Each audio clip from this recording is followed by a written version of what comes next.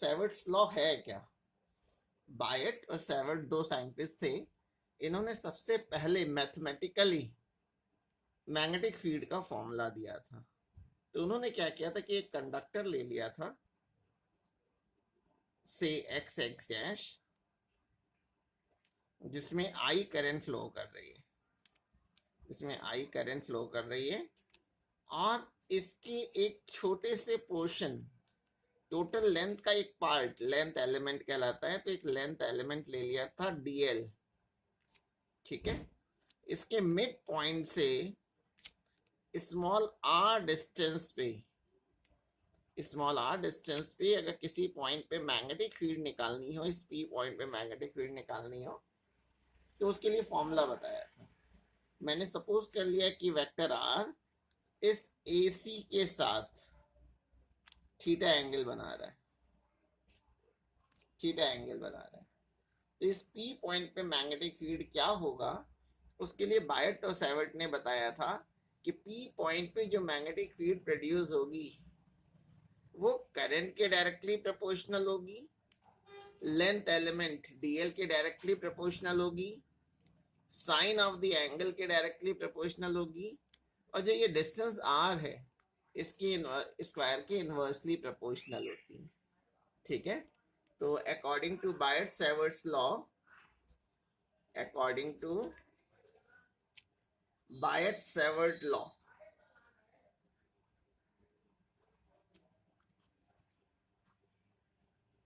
Magnetic field, magnetic field को B से लिखते हैं, लेकिन अगर लेंथ एलिमेंट की वजह से निकालना है तो डीबी लिख लिया जाता है। Magnetic field dB at any point, at any point is directly proportional, तीन चीज के डायरेक्टली प्रोपोर्शनल है, करंट की, लेंथ एलिमेंट की और इस एंगल के साइन की, directly proportional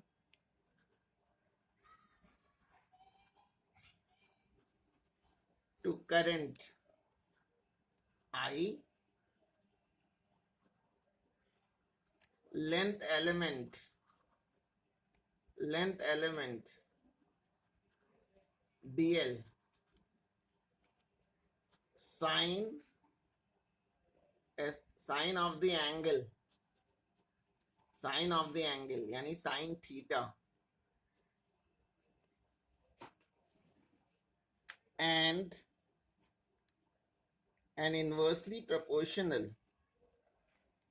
and inversely proportional to the square of the distance, inversely proportional to the square of the distance.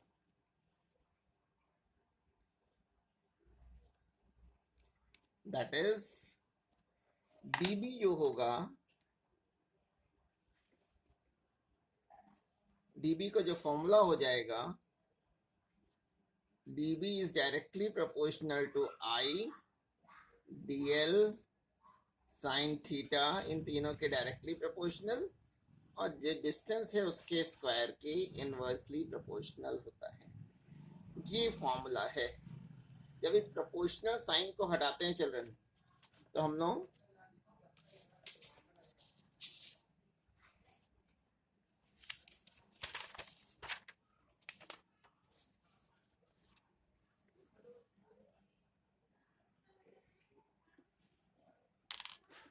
जब प्रोपोर्शनल साइन को हटाते हैं तो एक कांस्टेंट का यूज कर लेते हैं,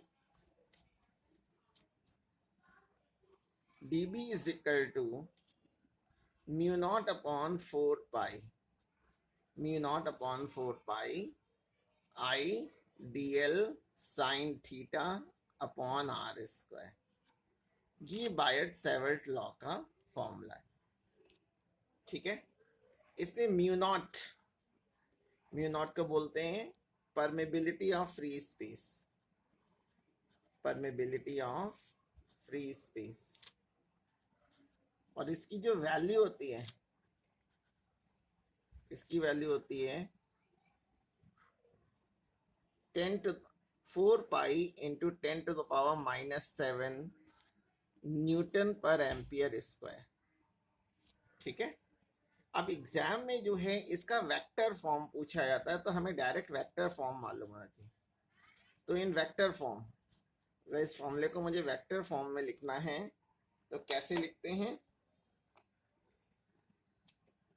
vector dB is equal to mu naught upon 4 pi I D L cross R upon R cube. ये इसका वेक्टर फॉर्म है। इसमें आई डी एल को, आई डी एल, आई करंट है, डीएल लेंथ एलिमेंट है, लेकिन आई डी एल को बोलते हैं करंट एलिमेंट।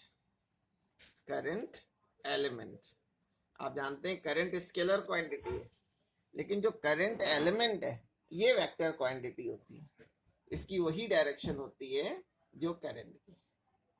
और यहाँ बीच में क्रॉस का साइन लगा हुआ है, और क्रॉस का साइन लगा हुआ, तो हम लोग ये क्लास 11th में क्रॉस प्रोडक्ट या वेक्टर प्रोडक्ट में पढ़ चुके हैं कि जब दो वेक्टर्स के बीच में क्रॉस लगा होता है तो ये जो वेक्टर क्वांटिटी आती है इसकी डायरेक्शन इन दोनों के परपेंडिकुलर होगी। यानी dB is perpendicular to both ideal and R. ये बहुत इंपॉर्टेंट है। ठीक है ना। तो ये वेक्टर फॉर्म इसका हमें मालूम होना चाहिए। अब बायो-सैवर्ट लॉ पढ़ने की सिग्निफिकेंस क्या है, क्यों पढ़ रहे हैं बायो-सैवर्ट लॉ? तो बायो-सैवर्ट लॉ की सिग्निफिकेंस या इंपॉर्टेंस है कि ये सिग्निफिकेंस देखना है इसका, इसकी इंपॉर्टेंस देखनी है, सिग्निफिकेंस। जैसे हम लोग गॉस थ्योरम का यूज करके डिफरेंट शेप के कंडक्टर अगर हैं, चार्ज कंडक्टर हैं, तो इलेक्ट्रिक फील्ड निकाल लेते थे, वैसे ही हम लोग बायो-सैवर्ट लॉ का यूज करके, by using Biot Savart law, we can easily find out magnetic field. We can easily find out magnetic field due to a current carrying conductor. कोई भी करंट कैरिंग कंडक्टर हो, किसी भी शेप का conductor हो, बस करंट फ्लो करनी चाहिए, तो उसकी वजह से हम मैग्नेटिक फील्ड निकाल सकते हैं। We find out the magnetic field due to a current carrying conductor of any shape. Current carrying conductor of any shape. और किस फॉर्मूले का यूज करेंगे? इस फॉर्मूले से निकालते हैं B is equal to integration over dB। और इसमें dB क्या है? ये जो ऊपर फॉर्मूला लिखा हुआ है यही dB है। ठीक है। अब हमें बायो-सैवर्ट लॉ और कूलम्स लॉ को कंपेयर करना है। एक comparison of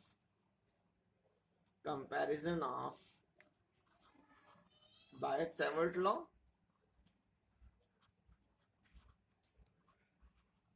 and Coulomb's law. इन दोनों को कंपेयर करना है। तो जब भी हम लोग कंपेयर करते हैं तो क्या क्या चीज निकालते हैं? कंपेयर करने में उनकी दोनों में क्या सिमिलैरिटीज हैं, दोनों में क्या डिफरेंसेस हैं, इसको हम लोग देखते हैं। तो पहले सिमिलैरिटीज, दोनों में क्या सिमिलैरिटीज है?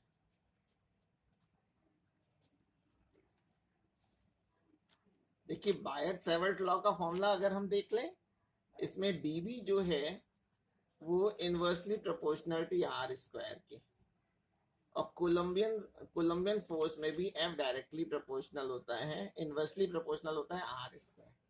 इसका मतलब है कि दोनों ही क्या करते हैं? बोथ ओबे इनवर्स स्क्वायर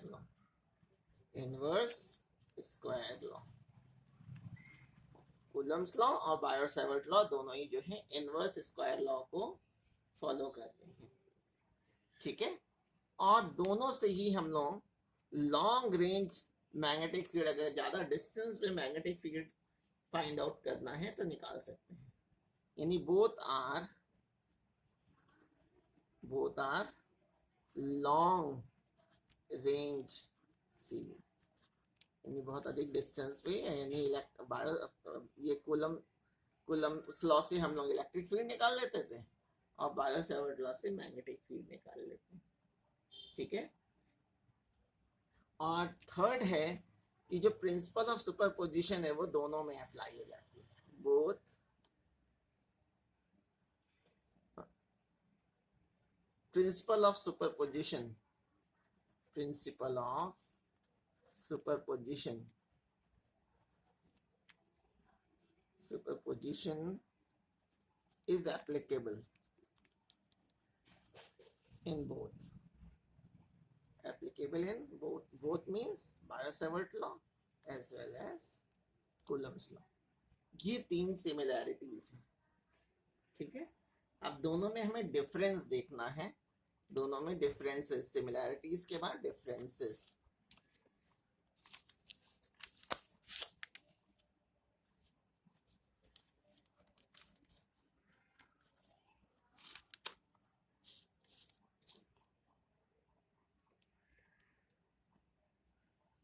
तो डिफरेंसेस में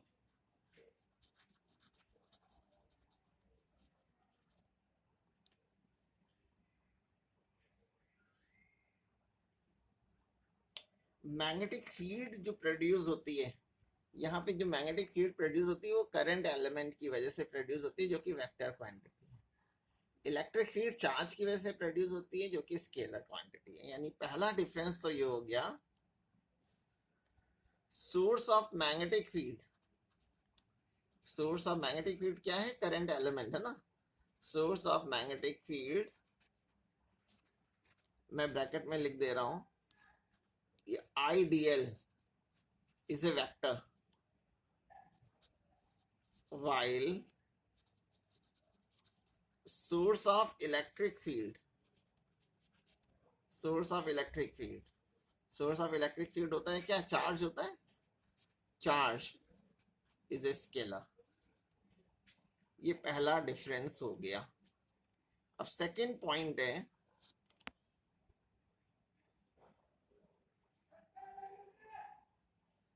इलेक्ट्रिक फील्ड की जो डायरेक्शन होती है, इलेक्ट्रिक फील्ड की डायरेक्शन पोजीशन वेक्टर आर की डायरेक्शन में होती है। E is along vector are.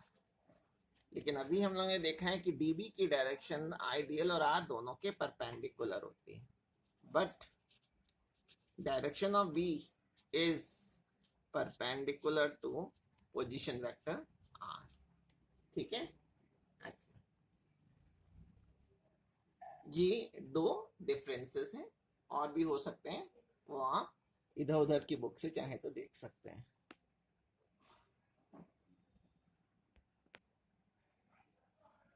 अब चिल्ड्रन हमें मैग्नेटिक फील्ड के डायरेक्शन के लिए रूल पढ़ने हैं। इसमें है राइट हैंड थंब रूल। इसको हम लोग ने क्लास 10th में भी पढ़ा था कि अगर कोई कंडक्टर अगर है, अगर कोई करंट कैरिंग कंडक्टर है जिसमें करंट फ्लो कर रही है, उसको हम अपने राइट हैंड से इस तरह से पकड़ लें, जैसे ये कंडक्टर अगर है, राइट हैंड से पकड़ लें कि थंब करंट की डायरेक्शन में हो, तो फिंगर जो कंडक्टर को होल्ड करने के लिए है वो मैग्नेटिक फील्ड की डायरेक्शन को रिप्रेजेंट करेगी। तो अगर हम इसको डायग्राम में दिखाएं तो ये मैंने थंब को दिखा दिया और ये फिंगर्स दिखा दिए जिससे कंडक्टर को पकड़ रखा है। तो थंब होनी चाहिए करंट की डायरेक्शन में, राइट हैंड। राइट हैंड का थंब जो होगा, कंडक्टर को मैंने राइट हैंड से इस तरह से पकड़ रखा है कि थंब करंट की डायरेक्शन में हो, तो मेरी फिंगर जिस डायरेक्शन में मुड़ी हुई है, यानी इस तरह से कर्ल, तो ये मैग्नेटिक फील्ड की डायरेक्शन को रिप्रेजेंट करेगा।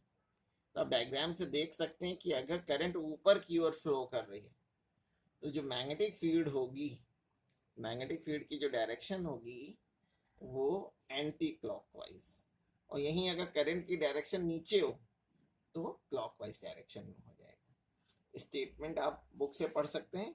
ठीक है। क्लास 10th में पूछा जाता है, यहाँ पे इसको अप्लाई करना ज़्यादा इंपॉर्टेंट है। थंब होगी करंट की डायरेक्शन में, फिंगर्स होंगी फील्ड की डायरेक्शन में। इन दोनों को इंटरचेंज भी कर सकते हैं। अगर थंब करंट को रिप्रेजेंट कर रहा है तो फिंगर्स मैग्नेटिक फील्ड को, और अगर थंब मैग्नेटिक फील्ड को है तो फिंगर करंट को रिप्रेजेंट करेगी। अब हमें राइट हैंड बायो-सेवर्ट लॉ का यूज करके अलग अलग शेप के कंडक्टर लेने हैं और मैग्नेटिक फील्ड निकालनी है। तो पहला एप्लीकेशन है बायो-सेवर्ट लॉ का, magnetic field at the center, magnetic field at the center of a at the center of a current carrying circular coil, current carrying circular coil.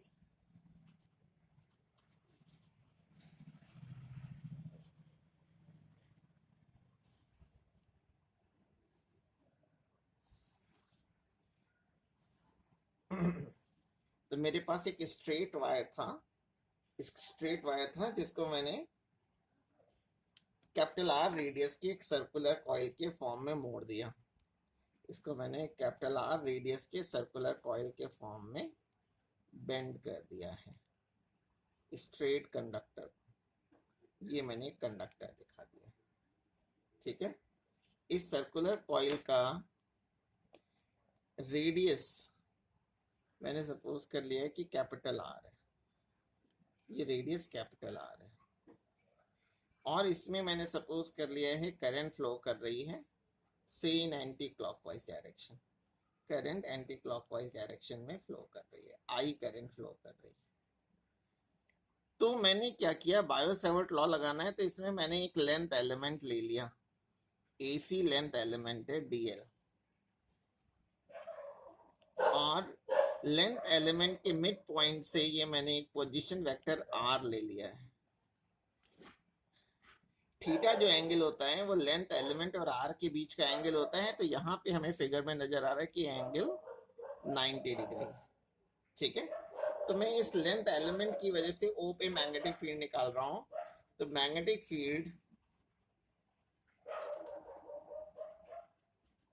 Eight O due to IDL, तो Biot Savart law लगाएंगे तो mu naught upon 4 pi IDL, ये angle 90 नजर आ रहा है तो sine 90 upon ये कैपिटल आर स्क्वायर, साइन 90 की वैल्यू 1 हो गई तो यहाँ मैं 1 रख दूं, तो ये mu naught upon 4 pi IDL upon R square. और अगर मैग्नेटिक फील्ड की डायरेक्शन देखनी है तो ये देखिए, अगर मैं अपने राइट हैंड थंब रूल लगा लूँ तो देखिए करंट इस डायरेक्शन में फ्लो कर रही है एंटी क्लॉकवाइज, तो मेरी फिंगर एंटी क्लॉकवाइज डायरेक्शन में मुड़ रही है, तो जो ये थंब है वो फील्ड की डायरेक्शन को रिप्रेजेंट करेगा। इस डायग्राम में तो करंट ले रखा है लेकिन इन दोनों को इंटरचेंज कर सकते हैं, तो मैग्नेटिक फील्ड की जो डायरेक्शन हो जाएगी वो अपवर्ड हो जाएगी। अपवर्ड के लिए हम लोग यहाँ एक सर्कल बना देते हैं और उसके अंदर डॉट बना देते हैं, डॉट बताता है कि डायरेक्शन अपवर्ड है।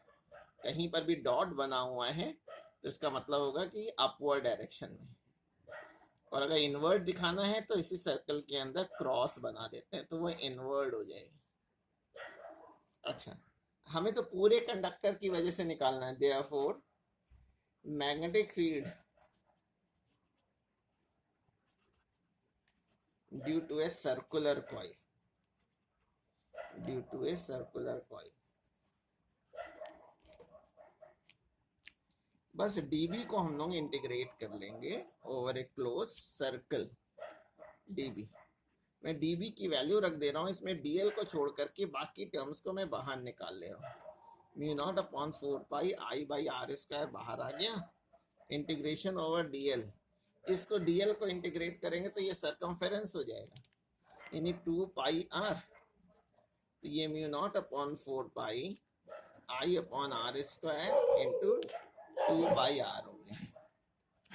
तो ये एक पाई कैंसिल हो गया, एक आर कैंसिल हो गया, ये 2 कैंसिल हो गया, तो बच क्या गया, b इज इक्वल टू आ गया mu naught I upon 2 R, mu naught I upon 2 R, ये फॉर्मूला आ गया। लेकिन अगर इसमें नंबर ऑफ टर्न्स, कॉइल जो सर्कुलर कॉइल है इसमें नंबर ऑफ टर्न्स n अगर है, if there are capital N number of turns, then B is equal to हो जाएगा mu naught NI upon 2R। ये सर्कुलर कॉइल की वजह से मैग्नेटिक फील्ड हो जाएगा और डायरेक्शन अपवर्ड है तो सर्कल के अंदर डॉट बना देते हैं। ये डेरिवेशन हो गया, यहाँ तक आपको करना है।